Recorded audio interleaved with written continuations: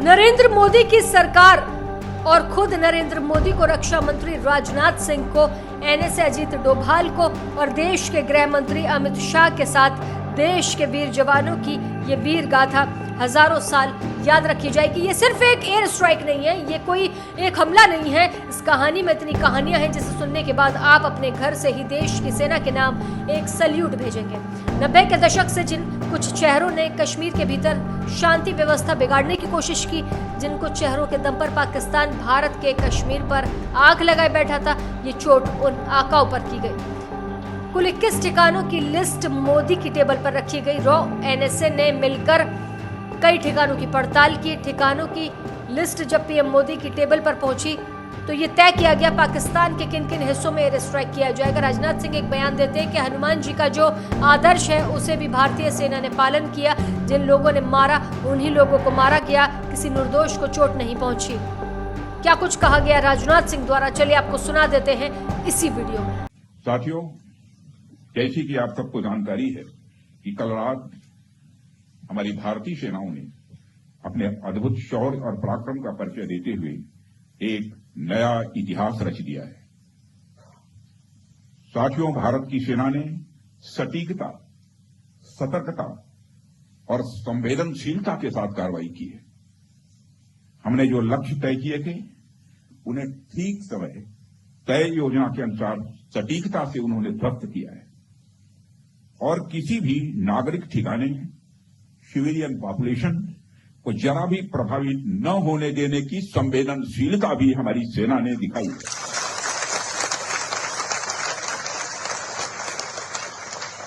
यानी एक तरीके से देखा जाए तो हम कह सकते हैं एक तरीके की सटीकता, सतर्कता और मानवीयता यह हमारी भारत की सेना के जवानों ने दिखाई है,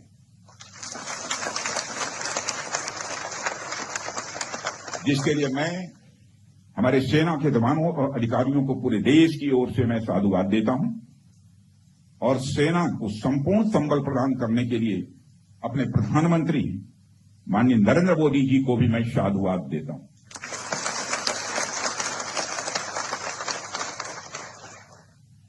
मित्रों, हमने हनुमान जी के उस आदर्श का पालन किया है जो उन्होंने अशोक वाटिका उजाड़ते समय किया था। जिन मोहि मारा तिन मोहि मारे। हमने केवल उन्हीं को मारा जिन्होंने हमारे मासूमों को मारा। साथियों, प्रधानमंत्री श्री नरेंद्र मोदी के नेतृत्व में हमारी सेनाओं ने ऑपरेशन सिंदूर लॉन्च करके पहले की तरह ही इस बार भी आतंकियों को ट्रेनिंग देने वाले कैंप्स को तबाह करके करारा जवाब दिया है। भारत ने अपनी सरजमी पर हुए हमले का जवाब देने के लिए अपने राइट टू रेस्पॉन्ड का इस्तेमाल किया है और हमारी यह कार्रवाई बेहद सोच समझकर सधे हुए तरीके से की गई है। आतंकियों के हौसले पस्त करने के उद्देश्य से यह कार्रवाई महज उनके कैंप्स और इंफ्रास्ट्रक्चर तक ही सीमित रखी गई है। मैं पुनः हमारे आर्म्ड फोर्सेस के शौर्य को मैं नमन करता हूं। ये भारत जिस देश में ही संभव हो सकता है, क्योंकि भारत इकलौता ऐसा देश है जो वसुधैव कुटुंबकम का नारा देता है, जो बुद्ध का जिक्र करता है, जो शांति का जिक्र करता है। लेकिन इस कार्रवाई में 9 नंबर एक ऐसा है जिसे समझना होगा। 9 नंबर भारत ने हमेशा चर्चा में रहता है। नवरात्रि में 9 दिन का व्रत होता है, 9 दुर्गा का जिक्र होता है।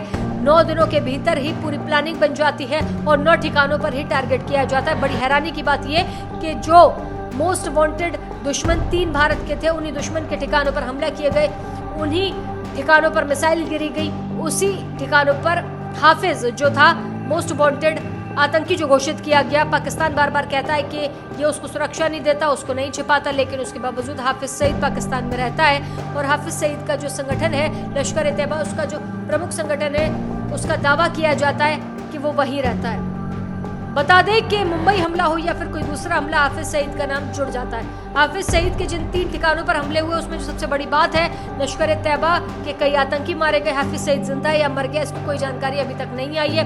हाफिज सईद कश्मीर को कंट्रोल करने की कोशिश करता है, और जो साउथ कश्मीर का इलाका है जहां पर पहलगाम पड़ता है, जहां पर ये घटना घटी, उन इलाकों में इसके जो आतंकी है वो सक्रिय रहते हैं। हाफिज सईद का प्रोपेगेंडा है अलग अलग संगठन बनाना और तमाम हिंदुस्तानी बिगड़े हुए लोगों को जोड़ना और उन लोगों के सहारे कश्मीर में घटना को अंजाम देना। 3 ठिकाने बर्बाद हो गए। लश्कर तैयबा के कितने आतंकी मारे गए इसकी जानकारी अभी बाहर आना बाकी है। दूसरा सबसे बड़ा मोस्ट वांटेड है मसूद अजहर। इसकी कहानी दिलचस्प है। 1995 में कश्मीर आया शांति करवाने के लिए, तभी इसे गिरफ्तार किया गया।